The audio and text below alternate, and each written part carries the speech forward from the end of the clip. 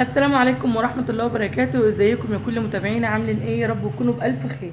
النهارده هنتكلم عن مشكلة بتواجه البنات كلها، اللي عاملين بروتين واللي مش عاملين بروتين، اللي هي تساقط الشعر.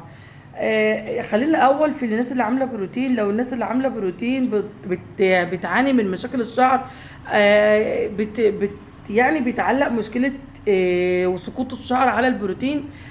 بس مش في كل الاحيان بيبقى المشكله في البروتين. بتبقى اولا في حاجات بتبقى في الشعر، وفي برضو ممكن يكون نسبه برضو كده يكون من بروتين. عايزه تعرفي اللي هو ازاي البروتين بتاعك ما بيبقاش كويس، او اللي هو السبب في البروتين. البروتين طبعا الشعر معانا زي ما انتم شايفين ساحب دلوقتي، زي ما انتم شايفين الشعرايه معانا اهي، ما شاء الله، الله اكبر، ما شاء الله. بطولها زي ما انتم شايفين هي سحبه، زي ما انتم شايفين الحته دي، الحته اللي لما لحد هنا كده من اول بس الشعر كده، اللي هي الحته بس دي اللي سحبه، وما شاء الله بقيه الشعرايه حلو.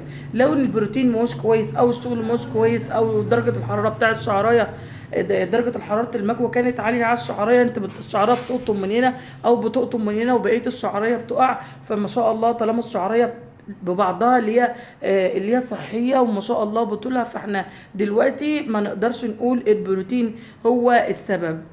انما دلوقتي ممكن يكون في نسبه املاح في فروه الشعر، فنسبه الاملاح اللي في فروه الشعر هي اللي بتخلي الشعرايه تقع، فبتتساقط بطولها. الشعرايه اللي بتتساقط بطولها دي مش ملهاش دعوه بالبروتين، ولكن لها دعوه بالاملاح، او لها دعوه مثلا بمشاكل في فروة الشعر، او مشاكل صحية، او انيميا، او كلام من ده. فاحنا نعالج مثلا في الاول كده قبل ما نروح نحلل، وقبل ما نلجأ للدكاترة وكده. فاحنا هنعمل حاجة كده بسيطة، اللي هو كوباية شاي اللي هي تشيل الاملاح، كوباية شاي وكوباية قهوة، وبناخد السائل بتاع كوباية الشاي وكوباية القهوة، وبنغسل بهم فروة الشعر كويس، تخلي الميه تنزل في كل الشعريه كده، عشان تخلي الاملاح اللي في فروه الشعر تنزل، وهتوقف سقوط الشعر. جربوها وادعوا لي. احنا هنا شهر هنعمله. انا حبيت اتكلم معاكم يعني على الطبيعه، واوريكم الشعرايه، واوريكم عشان ازاي تقدروا تقيموا هي السبب بيبقى البروتين ولا املاح ولا ايه. فجربوا الطريقه دي وقولوا لي عملت معاكم ايه. ان شاء الله اجيب نتيجه. بتمنى دعائكم، بتمنى الفيديو يكون عجبكم ويكون استفدتوا منه كتير، وبحبكم في الله، والسلام عليكم ورحمه الله وبركاته.